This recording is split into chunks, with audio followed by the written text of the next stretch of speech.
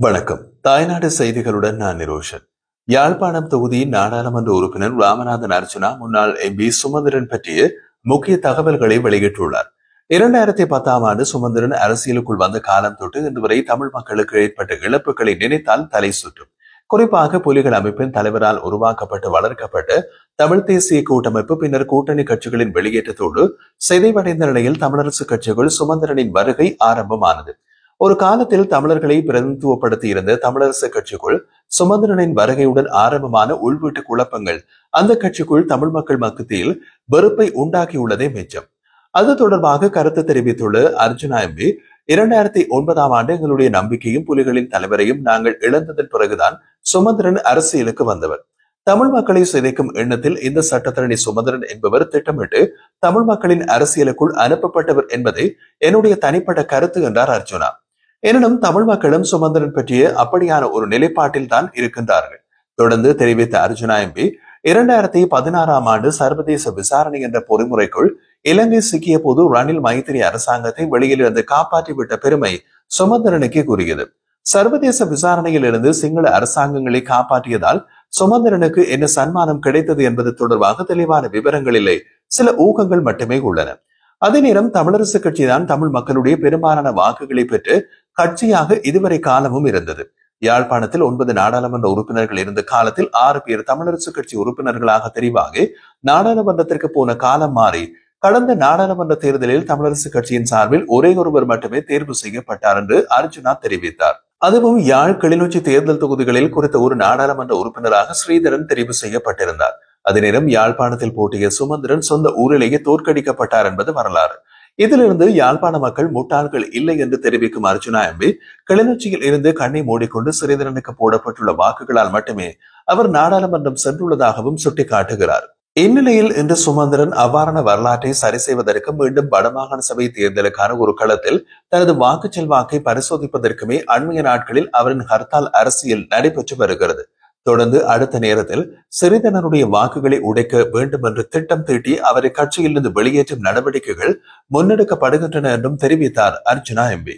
மற்றொரு விடயத்தையும் குறிப்பிடும் அர்ஜுனா எம்பி, கஜேந்திரகுமார் பொன்னம்பலம் திட்டமிட்ட ரீதியில் தமிழரசு கட்சியை உடைக்கிறார். அதாவது தமிழரசு கட்சியில் சுமந்திரன் இருப்பது தமிழ் மக்களுக்கு பெரிய பாதிப்பு என்ற காரணத்தினால் அவர் தெளிவான ஒரு நடவடிக்கையை முன்னெடுத்திருக்கிறார். அதை சற்று விளக்கமாக கூறும் அர்ஜுனா எம்பி, கஜேந்திரகுமார் ஒருமுறை சுமந்திரனுடன் சேர்ந்து நிற்பது போல ஒரு பிரம்மையை ஏற்படுத்தினார். அதன் பின் சுமந்திரனுடன் சேர்ந்து நிற்க தான் இணங்கவில்லை என்று கூறுகிறார்.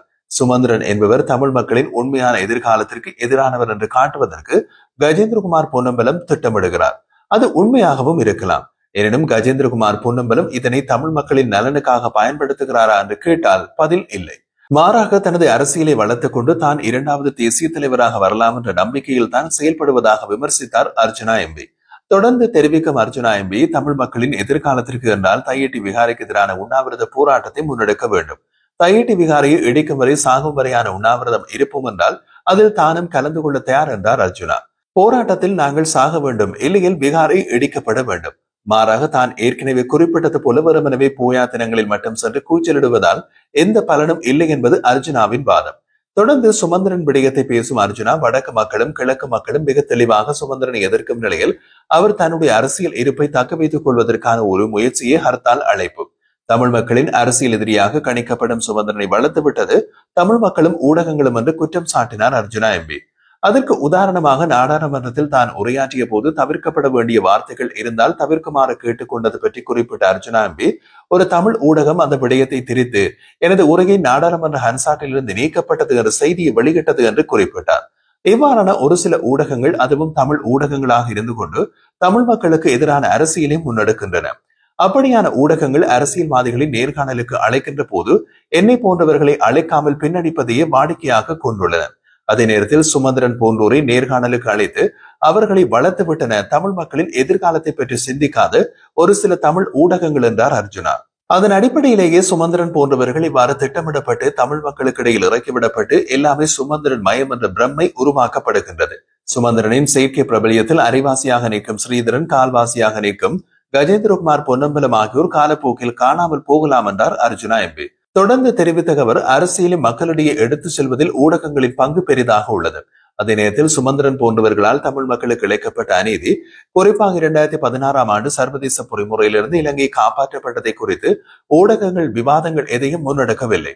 எனவே இதன் மூலம் தமிழ் மக்களின் அரசியல் எதிர்காலத்தில் இந்த ஊடகங்கள் எவ்வாறு பிழைவிடுகிறது என்று கூறிய அர்ஜுனா, இனி நீங்கள் தான் எங்களுடைய எதிர்காலம் என்னவென்று தீர்மானிக்க வேண்டும் என்ற கேள்வியை எம்மிடத்தில் விட்டுச் செல்கிறார்.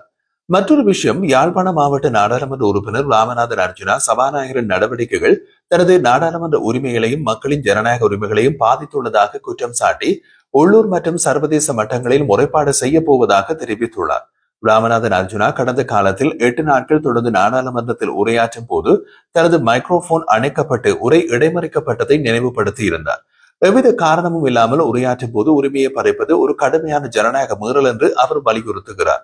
அவரது கூற்றுப்படி இது ஒரு சாதாரண தொழில்நுட்ப பிழை அல்ல, மாறாக திட்டமிட்ட நடவடிக்கையாகும். அர்ஜுனா மேலும் குறிப்பிடுகையில் தனது உரை நாடாளுமன்றத்தில் பதிவாகாமல் தடுக்கப்பட்டதோடு அந்த உரையை ஊடகங்கள் ஒளிபரப்புவதற்கும் தடை விதிக்கப்பட்டது. இதனை அவர் மக்களுக்கு உண்மையை அடைய விடாமல் தடுக்கும் செயலாகவும் கருத்து சுதந்திரத்திற்கு எதிரான நடவடிக்கையாகவும் விளக்கினார். இந்த சம்பவங்களை முன்னிட்டு ராமநாதன் அர்ஜுனா நாடாளுமன்றங்களுக்கு இடையிலான ஒன்றியம் முன் இம்மாதம் 21ஆம் தேதி முறைப்பாடு செய்ய போவதாக அறிவித்துள்ளார். மேலும் இந்த விவகாரம் குறித்து ஐக்கிய நாடுகள் மனித உரிமைகள் பேரவையின் ஜெனீவா அமர்விலும் புகார் அளிக்க திட்டமிட்டுள்ளார். நாடாளுமன்ற உறுப்பினராக எனக்கு உரிமை வழங்கப்படவில்லை என்றால் அது மக்களுக்கு எதிரான அநீதி என்று அவர் சுட்டிக்காட்டினார். அதாவது நாடாளுமன்றத்தில் பேசும் வாய்ப்பு வழங்கப்படவில்லை என்பதன் மூலம் யாழ்ப்பாண மாவட்ட மக்களின் சார்பாக கருத்துக்களை முன்வைக்கும் உரிமை பறிக்கப்பட்டதாகவும் அவர் குற்றம் சாட்டுகிறார். இது தனிப்பட்ட முறையில் என்னை மட்டுமல்ல யாழ்ப்பாண மக்களின் குரலை அடைக்கும் செயல் என்றும் அவர் தெரிவித்தார். அர்ஜுனாவின் கூற்றுப்படி நாடாளுமன்றத்தில் உரையாற்றும் வாய்ப்பை மறுப்பது ஜனநாயக கொள்கைகளுக்கும் அரசியலமைப்பு சட்டத்திற்கும் முரணானது. அவர் இத்தகைய செயற்பாடுகள் மக்களின் நம்பிக்கையினை சீர்குலைக்கும் அபாயத்தை ஏற்படுத்தும் என்று எச்சரித்தார். அண்மைய முத்தையன்கட்டு பகுதியில் இடம்பெற்ற இளைஞர் மரணம் தொடர்பான தமிழ் மக்கள் மத்தியில் மட்டுமின்றி அகில இலங்கை அரசியலிலும் பெரிதாக அடிபடுகின்றது. அந்த இளைஞர் ராணுவத்தினரால் தாக்கப்பட்டு பின்னர் சடலமாக மீட்கப்பட்டார். இலங்கை அரசின் பொதுமக்கள் பாதுகாப்பு அமைச்சர் ஆனந்த விஜயபால நீதியான விசாரணைகள் நடத்தப்பட வேண்டும் என்று கூறினாலும் இதுவரை எந்த ஒரு தெளிவான விசாரணைகளின் முடிவும் இல்லை. கடந்த 30 ஆண்டுகளாக தமிழ் மக்களுக்கு எதிராக நடந்து வரும் ராணுவ ஆக்கிரமிப்பு மற்றும் அதனால் ஏற்பட்ட துன்புறுத்தல்கள் பல தடவைகள் சுட்டிக்காட்டப்பட்டன. கடந்த காலங்களில் நடந்த பல கொலைகள், துன்புறுத்தல்கள் எதற்கும் நீதியான விசாரணை நடைபெறவில்லை. அதே நேரத்தில் இப்படியான சம்பவங்களை சில தமிழ் அரசியல்வாதிகள் தமது சுயநலத்திற்காக பயன்படுத்தி கதவடைப்பு செய்யுங்கள், ஹர்த்தால் செய்யுங்கள் என்று தம்மை பிரபல்யப்படுத்தும் முயற்சியில் ஈடுபட்டுள்ளனர். யாழ்ப்பாண மாவட்ட தேசிய மக்கள் சக்தியின் நாடாளுமன்ற உறுப்பினர் இளங்குமரன் மக்களை தவறாக வழிநடத்தி அவர்களின் வாழ்வாதாரத்தை பாதிக்கும் வகையில் கதவடைப்பு போராட்டம் போன்ற தேவையற்ற நடவடிக்கைகளில் சிலர் அரசியல் லாபத்திற்காக ஈடுபடுவதாக கடுமையான விமர்சனம் செய்துள்ளார். இலங்கை தமிழரசு கட்சியினால் வடக்கு கிழக்கு முழுவதும் கதவடைப்பு போராட்டத்திற்கான அழைப்பு விடுக்கப்பட்டுள்ள நிலையில் அது குறித்து ஊடகங்கள் கேள்வி எழுப்பிய போது இளங்குமரன் தனது கருத்துக்களை இவ்வாறு தெரிவித்திருந்தார். இளங்குமரன் இந்த சம்பவம் தொடர்பாக கருத்து தெரிவித்த போது அண்மையில் முல்லைத்தீவு ஒட்டிசுட்டான் பகுதியில் இளைஞர் ஒருவர் ராணுவத்தினரால் தாக்கப்பட்டு உயிரிழந்ததாக குற்றச்சாட்டு எழுந்தது. சம்பவத்துடன் தொடர்புடைய ராணுவத்தினர் கைது செய்யப்பட்டு நீதிமன்ற உத்தரவின் பேரில் விளக்கமறியலிலே வைக்கப்பட்டுள்ளார்கள். எமது அரசாங்கம் சட்டமும் ஒழுங்கும் நிலைநாட்டுவதில் உறுதியாக உள்ளது. குற்றம் புரிந்தவர்கள் யார் என்றாலும் சட்டம் அனைவருக்கும் சமமாக பொருந்தும் என்று அவர் வலியுறுத்தினார். இது குறித்து இளங்குமரன் எதற்கெல்லாம் போராட்டம் நடத்த வேண்டும் என்பதையே இப்போது தேட வேண்டிய நிலைமை உருவாகி உள்ளது. சிலர் போராட்டம் நடத்துவதற்காகவே காரணங்களை தேடி வருகின்றனர் என்று குறிப்பிட்டார். சில அரசியல்வாதிகள் தெற்கில் ஒரு நிலைப்பாட்டையும் வடக்கில் முற்றிலும் வேறு நிலைப்பாட்டையும் கடைபிடிக்கின்றனர். மக்களை ஏமாற்றி அவர்களின் வாழ்வாதாரத்தை சீரழிக்கும் நோக்கில் தேவையற்ற நடவடிக்கைகளிலும் ஈடுபடுகின்றனர். இத்தகைய போராட்டங்கள் வணிகத்துறையினையும் பொதுமக்களின் தினசரி வாழ்வையும் கடுமையாக பாதிக்கின்றன. இளங்குமரன் இந்த போராட்ட அழைப்புகள் மக்கள் நலனுக்காக அல்ல, அரசியல் நலனுக்காகவே செய்யப்படுகிறது என்று குற்றம் சாட்டினார். இவர்கள் ஏற்கனவே தேர்தலில் மக்களால் தோற்கடிக்கப்பட்டவர்கள். இப்போது தங்கள் அரசியல் நிலைமையை மீட்டெடுக்க பொதுமக்களை பொருளாதார ரீதியில் பாதிக்கும் நடவடிக்கைகளில் ஈடுபடுகின்றார்கள் என்றும் குற்றம் சாட்டினார். இளங்குமரன் போராட்டங்களின் மூலம் மக்களின் குரலை வெளிப்படுத்துவது ஜனநாயக உரிமை என்று ஒப்புக்கொண்டாலும் அதுவே மக்களின் வாழ்வாதாரத்தை அளிக்கும் வகையில் இருக்கக்கூடாது என்பதையும் வலியுறுத்தினார். சட்டம் ஒழுங்கு மற்றும் ஜனநாயகம் காக்கப்படும் நாட்டில் தேவையற்ற அரசியல் நாடகங்களுக்கு இடமில்லை, மக்களின் நலனே எமது முன்னுரிமையாகும் என்றும் அவர் குறிப்பிட்டிருந்தார்.